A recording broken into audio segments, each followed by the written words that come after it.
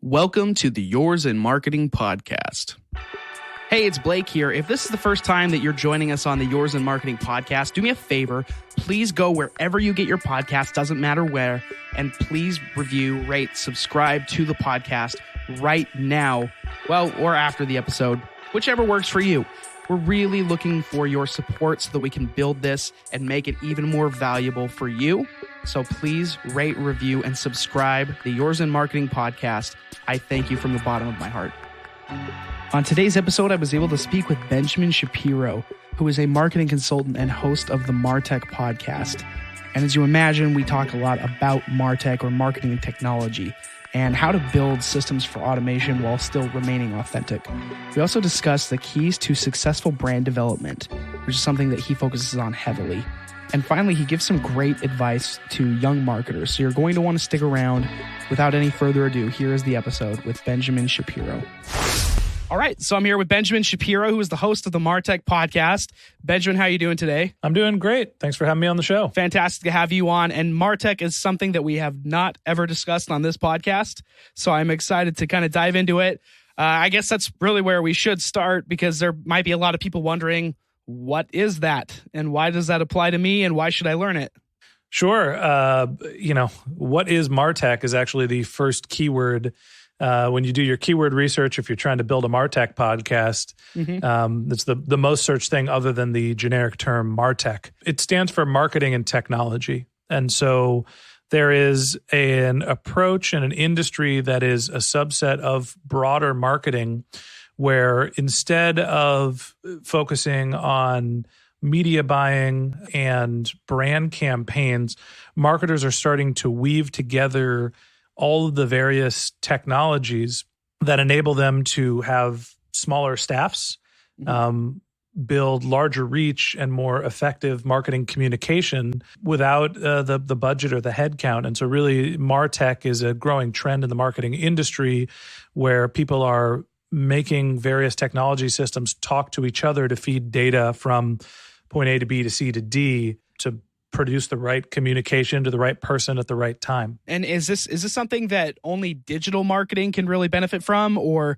can traditional marketing also use Martech? Yeah, that's a great question. Traditionally, and by that I mean over the last 10 years since the rise of, the digital revolution, let's call it, the Martech has been built around digital technologies. How do I figure out whose email I have access to? What triggers have they caught on our website? And then what communication should those triggers, involve? So, for example, I might get somebody's email through, some sort of a white paper. And then if they come back to my site, or they spend a certain amount of time on my site, it's going to trigger an email to be sent to them asking them to do call to action A, B, and C.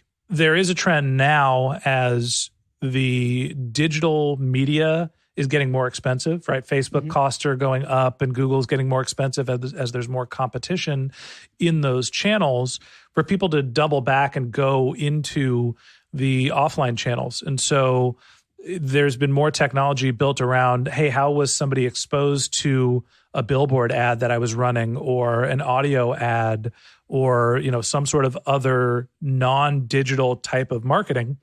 You can use digital signals to understand if somebody was likely going to be exposed to any sort of marketing collateral, and then feed that into your Martech system, into your marketing automation. So more and more, I'm seeing that offline channels are actually being used in digital marketing, or with digital marketing in conjunction. Interesting. Well, I'm really excited to learn more about this and to get into it, but I think the right place to start here would be to get a little bit more of your background and just see where you started. So you've got a long career behind you in marketing, and I'd love to just kind of take it back to the beginning. Where'd you get your start specifically in marketing, and how did you kind of get up to this place where now you're running a podcast about Martech? Yeah, I started in college. I was a business major, and I had a concentration in marketing. And so I started studying the practice of marketing, learning from books and teachers when I was in my teens, 18, 19 years old. My first job out of college wasn't in marketing. It was in sales. I was an idiot college kid like most people are when they're 20, 21 years old. And I graduated and I took the first job that I got, which was basically a door-to-door sales job selling phone service and water coolers. Wow. It was borderline a multi-level marketing company. And, I wouldn't necessarily recommend going down that path to somebody that's starting their career, but I got a lot of great learnings out of this experience, as much what I did not want to do as what I did want to do. But I, learned from my sales experience and being in a shady company early in my career and try to figure out, what was the path to get back to what I wanted to do. So that company moved me around. I went to college in Boston, went to Boston University. I was pretty good at sales. And so the company moved me from Boston to Orange County and then Dallas, Texas. And I was in Dallas, Texas for about 6 months. I decided this company was a scam and I didn't want to do it anymore, but I just wasn't ready to move again. So that's really when my marketing career started. I started working for a sports marketing agency. I love sports. Okay. And, I basically got into marketing professionally because I needed to find another job. And I was, focused on working in sports marketing. So that's kind of how I got into marketing professionally. Interesting. So, well, let's take a pause there then. So in sports, if you're a sports fan, let's talk about some of your favorite teams here. Yeah. Are you more of a football guy, basketball, baseball? Yeah, football, baseball, basketball, kind of the traditional American sports. I am a big Giants fan, San Francisco Giants fan in baseball. I follow University of California for college football and basketball almost religiously. My family basically says go Bears instead of I love you. And ironically, I did not go to Cal, but I've been going to those games since I was a little kid because at Boston University, the athletic program wasn't a big deal. Right. But yeah, I've been a big Cal supporter for a long time, and the 49ers are my professional football team, and the Warriors. And what for about basketball? Yeah, I'm an NBA team. Big Golden State Warriors fan. Well, that bodes well for you. It's been a good couple of years then. It's been a fun ride. Yeah. thought I'd take that tangent. I'd be remiss if I didn't. I'm also a big sports fan. But I grew up in Utah, so I only have one team, that we can really support, the Jazz. Other than that, you just gotta pick and choose. You got the Utes too. You got a college program there, and there's BYU. There's other sports that are around. I'm a BYU fan, but that's a hard life to live. Maybe it is. Yeah. Cool. So you get out of the sales job and you finally get into sports marketing. Take us through kind of from then until then you start working with companies like Handle, and let's kind of go through that journey. Yeah. So the story goes, I was basically entry level, even though I had a couple of years of work experience. Started working for a sports marketing agency, nice company, nice people, a company called Genesco. But the nature of being in sports marketing as an entry level employee is you're making copies and coffee and doing, work that is not necessarily that gratifying. Not a lot of pay, long hours. It wasn't a great gig for me in terms of learning, but I was in an industry that I thought was interesting. Eventually, I kind of soured on, where I was. I didn't really have anything that was holding me living in Texas.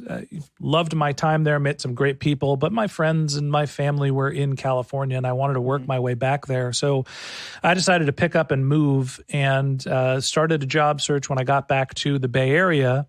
And lo and behold, there's a little bit of a tech boom in the suburbs of San Francisco. And so when I got back home to where I originally grew up, the cool companies that were around were eBay, Yahoo, Google, and then there was like HP and some other big tech companies. This was the early 2000s, pre-Facebook. MySpace was a kind of a big deal, but they were based in Los Angeles. So I started making the rounds and interviewing at those types of companies, not having worked in technology. And through networking, I landed a job, relatively early stage career job at eBay. And that was really the start of my career. While I had some marketing experience, I really learned the technology landscape and the internet marketing landscape, and spent 2 lifetimes career-wise working at eBay and learned a ton. And so that's really where my career started. So you were the manager of internet marketing there? Is that what you were? Yeah, so I worked on the business development team within internet marketing. So my resume says manager in the internet marketing team. But I negotiated and managed the relationships between eBay and some of the other large strategic portal partnerships. So how does eBay work with Yahoo? How does eBay work with Google? Twitter became a thing, Facebook. eBay has all these relationships and tries to put these what are called fixed integrations. So how do you put an eBay search box onto the Yahoo homepage? That was a big, milestone for us. And how do we make these widgets and desktop icons and just put eBay on everyone's computers or in everyone's browsers across the globe? And so I was managing these large multi-million-dollar strategic relationships, and I worked my way up from being an account manager to owning the relationships to doing the negotiations. And eventually at eBay, on the side, I started working on a guitar lesson startup, trying to connect guitar students and teachers because I'm a big music fan too. Cool. Yeah. And I basically decided that I wanted to do that full time, but I needed to transition away from the role that I had into one that would allow me to have more time while still staying at eBay. So I transferred to the SEO team and started learning about content development and management. And that was kind of a transition out of eBay. I was there for 6 months and in kind of an unofficial part-time capacity while I was getting ready to launch my startup. So the people at eBay really took care of me and allowed me to have a smooth transition away from the organization while still providing value. And eventually I went on to become a startup founder. So eBay, they kind of let you just work on this thing and kind of gain the skills that you need. Is that your first exposure to SEO? Yeah. So I had worked at eBay for 6+ years when I went to my leadership at the time and said, I'm going to transfer, I'm going to leave the company, and I'm not really sure how to do it. I don't necessarily want to, just quit, but I'm developing this other thing, and I think this is my future career path. Can you help me make the transition? And I want to, help the organization and be a good employee. And so we found a hybrid model where I was coming on to the SEO team, which didn't have a ton of leadership, and I had been around eBay for a while to help manage some of the team logistics, get the team meetings up and running, document some of the strategy, just kind of be an adult in the room to a team that was going through some turnover. The leader of the team had gone to another company. So I did that for about 6 months, made some great relationships, learned a ton about SEO and content marketing, and then bridged the gap and to, eventually get ready to launch my startup. And so I was bootstrapping the company, and it gave me a little bit more runway and let me get a little farther along to the point where I felt comfortable being able to leave a secure 9-to-5 paying job and try to launch my own company. Those lessons in the last 6 months of being at eBay, do you feel like you were prepared when you start? So Strum School was your startup, and where you feel like you were prepared at that point to launch this thing and grow it organically, or did you still have some issues with growing it, and did you still have lessons to learn on that front? Yeah, life happens while you're busy making plans, and I thought I was prepared. Turns out those 6 months at eBay working on the SEO team were incredibly valuable to the rest of my career, probably more valuable or as valuable as what I learned launching my own startup. I made some incredibly close relationships, made some really good friends, and some of the people that I met, one specifically that I still work with today, as I graduated from running my own startup and eventually left my startup, or I closed the startup, and then I started running marketing departments for early stage companies that were VC backed. Eventually I got tired of working for VC backed companies. And the relationships that I had cultivated at eBay helped me start my consulting business, which is what I'm doing today. So I guess the lesson here for me was, any opportunity you have to learn new skills and cultivate new relationships is a valuable one. And while I was like itching to get out of eBay and I wanted to go launch my startup and it was going to be the next Facebook and I was going to be a bazillionaire and super successful, like the relationships I had as I was transitioning away from eBay were as valuable as the 2 years or year and a half that I spent working on Strum School. And honestly, at Strum School, it was great. I learned a tremendous amount about running my own business and about how to be an entrepreneur, but I got my ass kicked And, running a company is really hard. And I did everything wrong, just like most people do when they are running their first startup. Spent money in the wrong places, made assumptions that I didn't validate, and eventually, lost my shirt and had to go back and find a paying job. And that's, when I decided to go back into focusing on being a marketer, and my career has sort of headed down that path ever since. Right. Well, so after that point, then you mentioned you go to these VC-backed early stage startups. So the first one being Handle. What was that experience like, being the head of marketing for a company like that that's just kind of in the early stages? Incredibly rewarding. Handle, somehow I lucked into Handle. It started off as a consulting gig, and I was always a contractor at Handle, even though I was the only marketer that was on the team while I was there. And a lot of what I was doing was brand development. Handle was a productivity app that helped people convert all of the emails into tasks so they can focus on the things they needed to do, not the emails that people were sending them. And so it helped you go from email to task and manage your calendar at the same time. And it helped me, from a productivity perspective. Everybody there was very much focused on figuring out how to make people more productive and focus on what mattered. The leadership of the company was wonderful. Sean Carolyn was the CEO of the company, was a great mentor and is a great role model.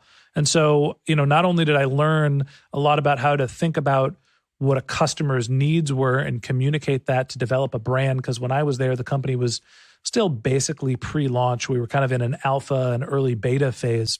So I learned a lot about brand development while I was at Handle, and it gave me a springboard to move forward to my next role, which was another VC-backed company where I went into the on-demand space and kind of tried to bridge the gap from being at eBay at a marketplace. I did on-demand services working on Strum School, and I did productivity while I was at Handle, and I wanted to kind of combine all of those things, and that's why the next job was so attractive to me. Just looking through like all the things that you've accomplished so far, it's really varied in all the things that you've done. You start out in sales of all things, and then you kind of go on to do sports marketing, and then you get into eBay where you're able to do biz dev and SEO.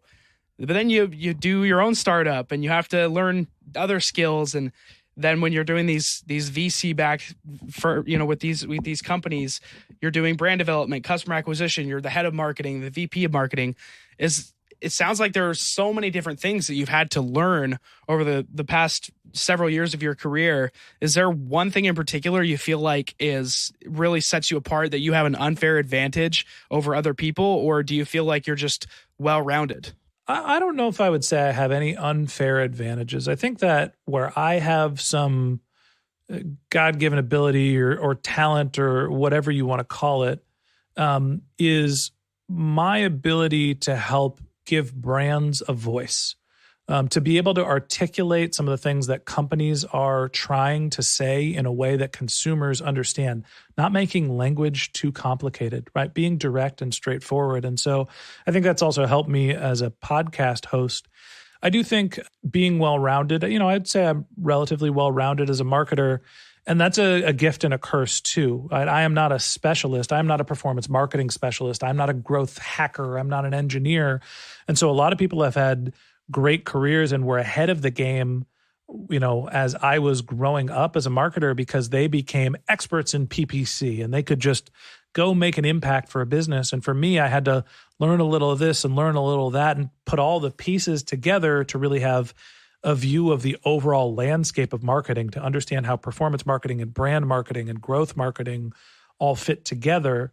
And now that I'm a little more mature and have had, a couple of other experiences, I feel like I've kind of come of age as a marketer. But that was all trial and error and not being excellent in one place, but learning enough to be dangerous. And so I think that it was challenging going through the early, and I think I'm still in the middle part of my career, but that making the transition to the middle of my career. But now that I'm kind of in that middle stage, I feel like I have a broad set of experiences. And so those challenges were all rewarding as I look back at them. And now you're doing consulting for yourself, which must be incredibly rewarding to work for yourself and kind of be able to choose the things that you want to do. But I wish it were as much of a choice as you made it sound like, but yeah, I guess you still have responsibility and yeah, I got a million bosses. It's not like I work for myself, but I also have to keep all of the clients happy. So, when you're starting off an independent consulting business, you're in the ATM portion, which is anything for money. And so you take on all these projects just to pay the bills to prove that you can do it. And eventually, as you figure out where you specialize and what you're good at, and you get your sales pitch down, then you could start being a little bit more selective. But I had a couple of years when I was first launching the business where, business was good, but I was doing whatever I could to pay the bills as opposed to being selective about where I excelled. And so, again, it forced me to learn new things and take on new challenges, which made me more of a well-rounded marketer, but it was also stressful and challenging getting up and running. Yeah, and I think even businesses can relate to that too. I mean, businesses in their infancy are that they have to just make choices based off of money a lot of the time and be okay with whatever customer. And maybe, if you're an agency, for example, over time, you can start designing the kind of customer that you want to have. And then that becomes more of a reality. But up front, it might just be, you take what you can get and you do the best work that you could possibly do. But that's just kind of a rite of passage, I guess. Yeah, I mean, that's what the struggle is all about is, finding your, and this is a little preachy, but finding your place in the world. And, from a career perspective, it took some of the more challenging times. My startup didn't go very well. Handle was great, but I was a contractor. I was the VP of marketing at Rinse, and that was a really rewarding role. And I loved the company, but the relationship soured. And so that led me into being an independent marketing consultant. And only then when I started to focus on the things that I inherently did well and playing towards my strength that I feel like I really found my calling and my niche. And it took me multiple years as an independent consultant to build enough credibility and routine and systems to really feel like I was stable. And then all of a sudden this podcast popped up, which was an experiment, gone wrong. And all of a sudden that's kind of taken over my career. And so, you never know what direction you're going to go. I definitely don't feel like I've arrived as, maybe when you look back and you look at anybody's resume, it's like, boy, this is an amazing story. But I still have the same stresses and concerns that I did early in my career. I guess they're different, but I still have the same level of stresses and concerns about direction and path. And, I feel like I'm a little bit more equipped to deal with some of them, but it doesn't get any easier. The struggle is real. Yeah, for sure. Well, now that you're doing the podcast and you're talking a lot about Martech, was there any point in your career in the positions that you held that Martech even came up, or is that just something that kind of fell in your lap as you were doing your consulting? Yeah. Running the marketing department at the early stage startups and even going back to my startup, because we were always resource constrained, I or we, depending on which company it was, but it was always like, how can you do the most with the least? And instead of having to buy a bunch of media or hire a bunch of people, I had to find ways to be efficient. And so a lot of the reasons why Martech is so interesting is because it increases the efficiency of, your company and your website's throughput. You don't have to buy a ton of media if you can use data to be very targeted. And then once you get someone into your system and you're able to connect all these disparate systems together, you can cut cost on your overall technology spend and still have this really great throughput. And so, having to weave all of these technologies together and understanding, how do we figure out how our paid media strategy impacts what we're doing from a website and a communication perspective, having run a couple marketing departments, help me communicate that to other companies. And as a consultant, instead of working for one company for, 2 years to 4 years, I'm working for 5 companies a year. So you get all of these additional reps of seeing how a company puts their system together and how they think about marketing and brand and communication and influencers and PR. And you just get a lot of cycles. And so it helps you start to think about marketing in a more sophisticated way. You maybe don't get the depth that you would if you were in-house, but you see a lot of different brands and meet a lot of great marketers. And then that has increased exponentially for me as a podcast host because I'm constantly talking to marketers about how they think about their marketing challenges, about how they think about integrating technology to help them be more efficient. So, Martech is an interesting trend, and I don't think it necessarily is only specific to marketing. I think in engineering and operation, there's the idea of taking little bits of technology that just do one function for you and then connecting them to this other little piece of technology to help automate your processes.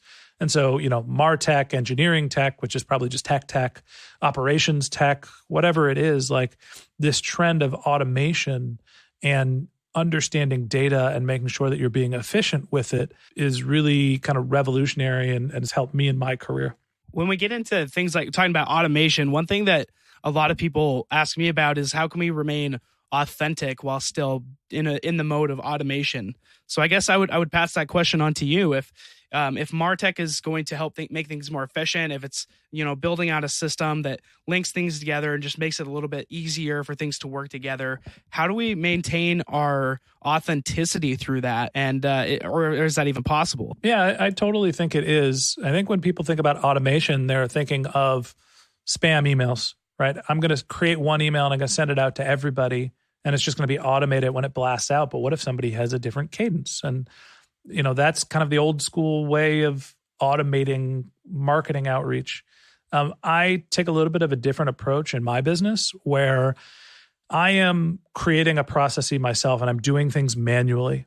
And then once I figure out how it works manually, I try to automate the task that I'm doing, and I'm breaking things down into a micro task. So I'll take my sponsorship outreach, right? I have a podcast that reaches 40,000 downloads plus a month.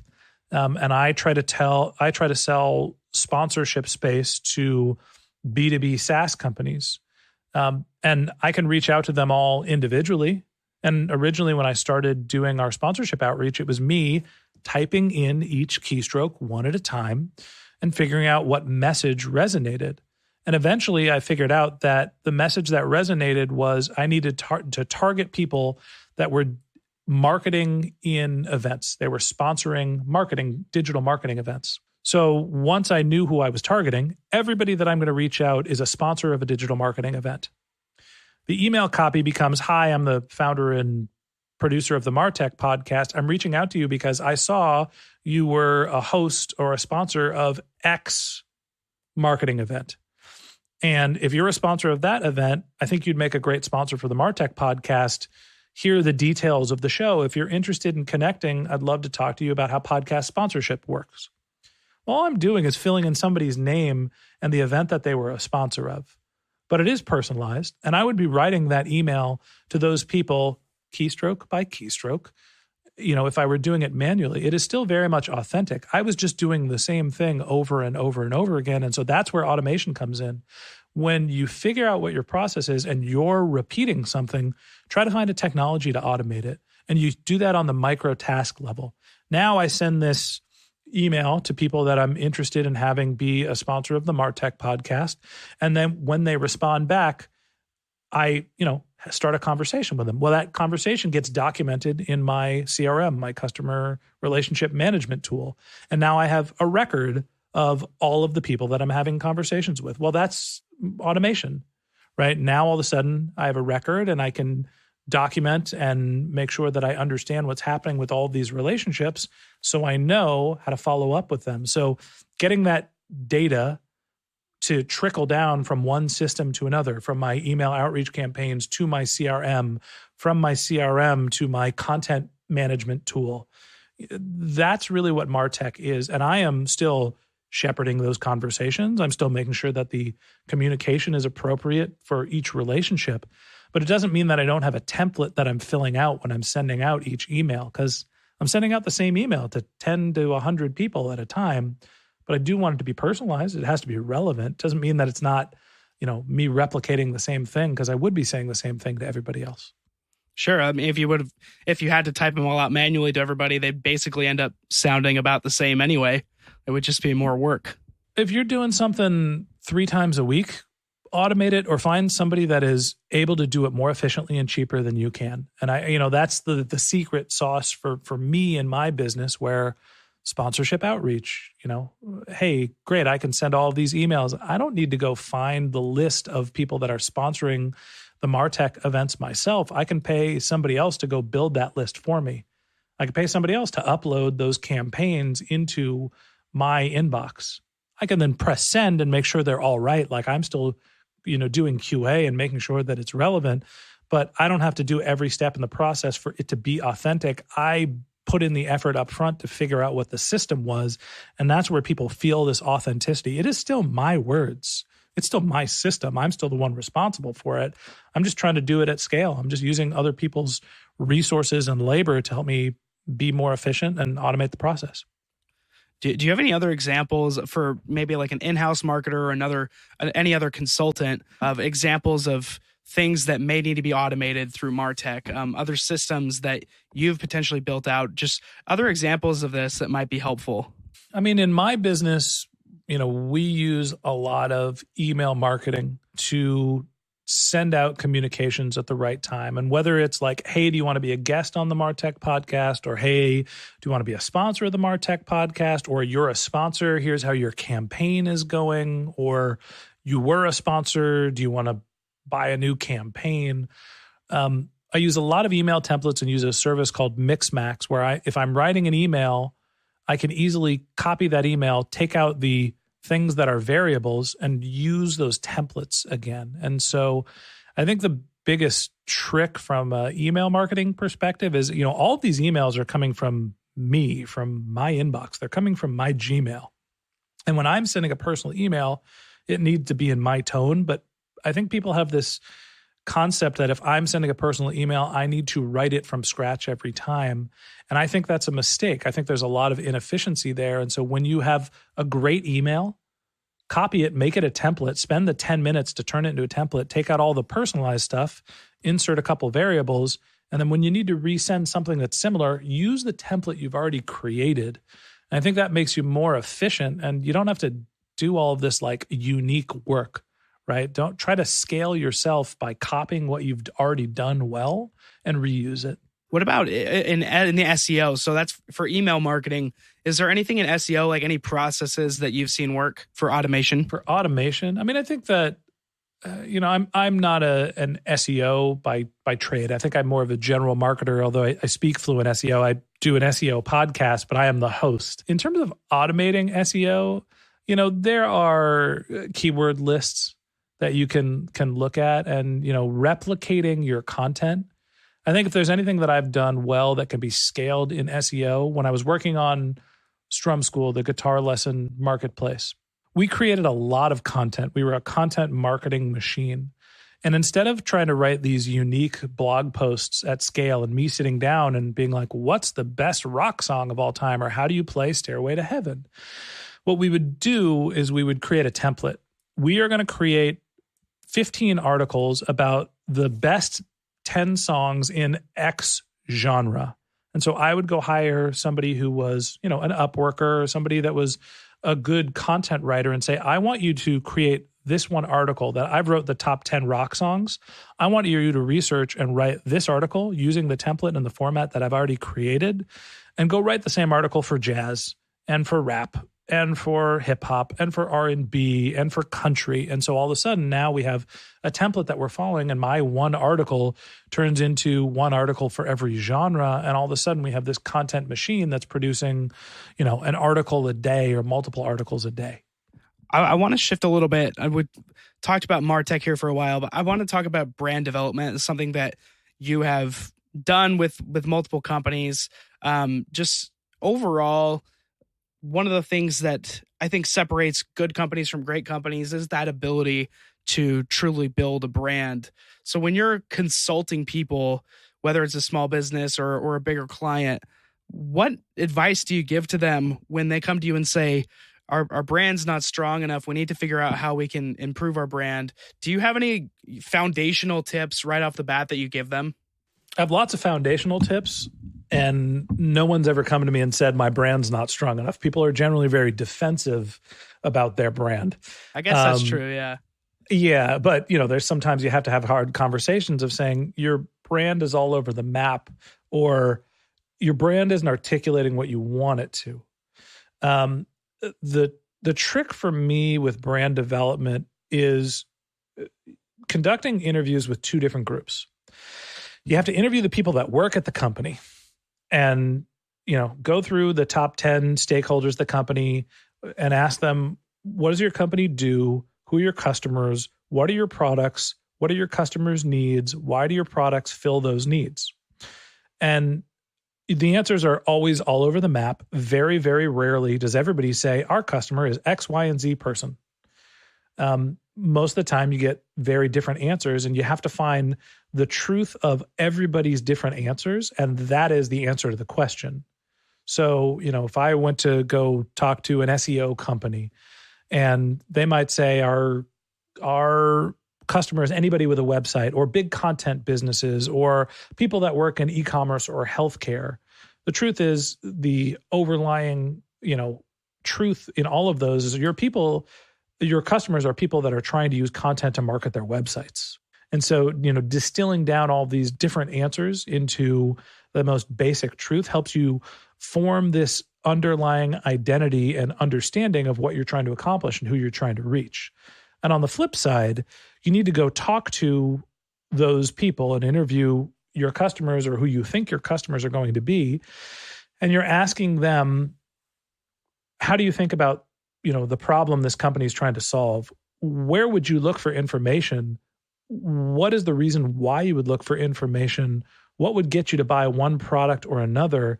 And, underlying what's the problem you're trying to solve by looking for these types of tools.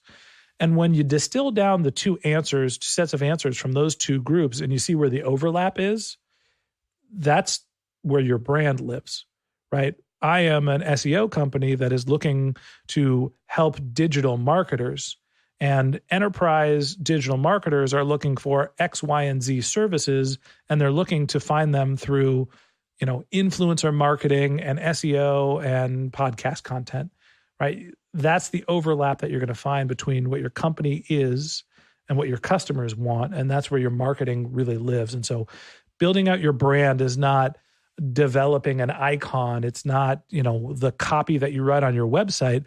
It's the overlap between what your company is and what it's trying to accomplish, and who your customers are and what they want. Do you feel like most companies understand that logic, or do you think that clients that you've had, for example, really do think that it is more about the logo, the messaging, do they agree with you when you tell them this, or are they usually surprised? Most people start with intuition. And I started with intuition for my business. Like, you have to start somewhere. You gotta put something out there and see if it resonates. And in an ideal world, everybody would do brand development research and figure out who their customers are before they start thinking about how to reach out to them and articulate it. It never works that way. People go and they create the website, and they go and they write the copy, and they go and they create the logo, and they say, here's our brand.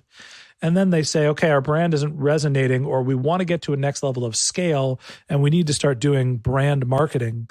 Now, how do we do that? And it's like, you got to go back to the beginning and talk to your customers about what did resonate with them and figure out how to embellish and talk about that more. So, very rarely do people, it's only the marketers that start with, I'm going to develop a brand before I start running my business. Most people are like, I'm going to start building the website and putting the product out there before I start thinking about, how do I refine my brand? Why do you think that is? I think that it takes time and energy, and people are excited to get up and running, and they figure that they will pivot and, readjust what their brand is. Because most people think a brand is a set of colors, icons, and words that describe your company. And they don't think of a brand as the connection between what the collection of people that are working at the company are trying to accomplish and what the people they're trying to reach really want.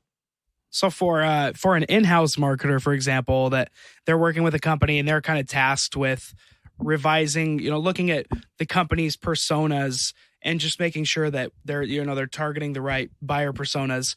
Is there a specific process that you would gift them that would make that a little bit easier, a little bit more effective? Yeah.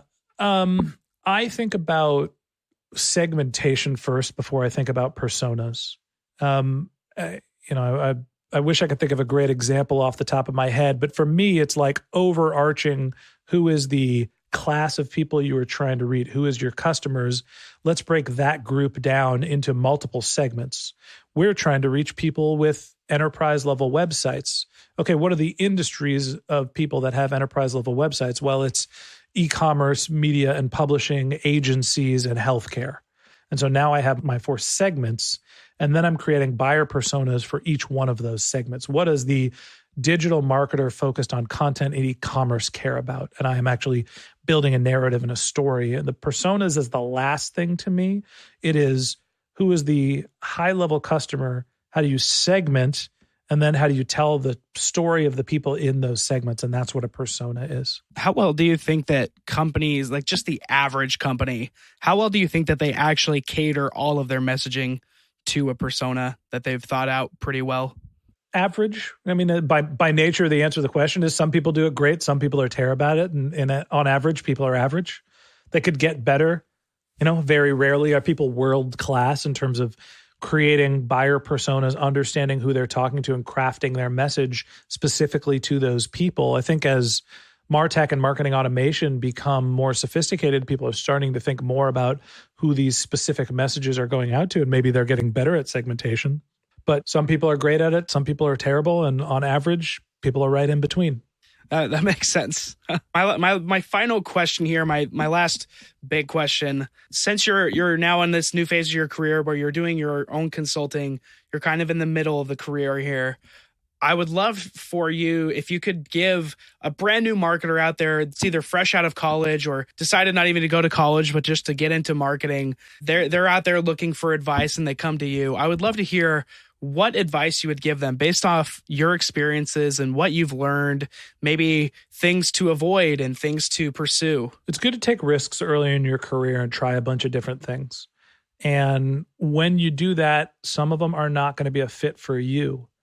Everybody was looking for growth hackers when I was kind of at the, foundational part of the end of the middle, the end of the beginning of my, and I wasn't a growth hacker. I was a brand marketer and strategist that understood performance marketing and growth tactics, but it was just not me fundamentally. And, I had to try those roles and figure out that it wasn't necessarily right for me, but I learned a lot about those practices and those mediums, even though I was, on some level failing. But that helped push me towards the direction that I ended up going in. And it helped me find what is a good fit. So by trying lots of different things, you're going to get lots of experience and you're going to figure out what works for you. And going through those ups and downs, I think the lesson that you need to, or the thing you need to keep in mind is don't take it personally. If you try a bunch of things, a lot of things are not going to be perfect for you. Learn what is and start doing more of that as you mature in your career. And the other thing I'll say is network your ass off. The more people you can meet, the better relationships you can build, the more you invest in those relationships, the more it's going to help you as you move farther in your career, whether it be finding a job, having consulting clients, getting references, care about your reputation, meet as many people as you can, try a bunch of different things. And, just have some faith in the end that it all works out. Awesome. Great advice for a young marketer. I really appreciate that. Benjamin Shapiro, it was a fantastic experience having you on. I do want to give you the chance to kind of talk about what you're building over at the Martech podcast. And also you can talk about your consulting. The floor is now yours for a minute to just kind of talk about what you're working on and what you're passionate about. I will keep it quick. And Blake, I appreciate you having me on the show. The Martech podcast is a once a day during the week podcast. The episodes are 15 to 25 minutes, so they're treadmill or commute length. We cover B2B, B2C marketing, brand, growth, PR, like you name it, every type of marketing. We have people that use technology to help do a better job helping their companies grow. You can find the podcast by just searching Martech podcast on any app store. You can go to martechpod.com. And that links to my consulting website. So if you want to reach out to me or you're interested in more of my background, you can go through that website and find more information. But martechpod.com is the place where we put all our content, or just, look in the iTunes podcast store, wherever you listen to your show. And real quick, what's the website? martechpod.com, martechpod.com. The consulting website. Oh, the consulting website's benjshap.com, benjshap.com. But honestly, they're both the same site. If you go to martechpod.com, it just forwards you to the content section of my website. We'll make sure that that's in the show notes so everybody can go check that out. Benjamin, really was a pleasure. Thank you so much for your wisdom, and I look forward to talking to you again in the future. Blake, appreciate the time. Thanks for having me on the show. And that's it for today's episode. Again, if you're a first-time listener or you've been at it since the beginning, please go ahead and rate, review, and subscribe if you haven't already. Wherever you get your podcasts, we've got you covered anywhere you want.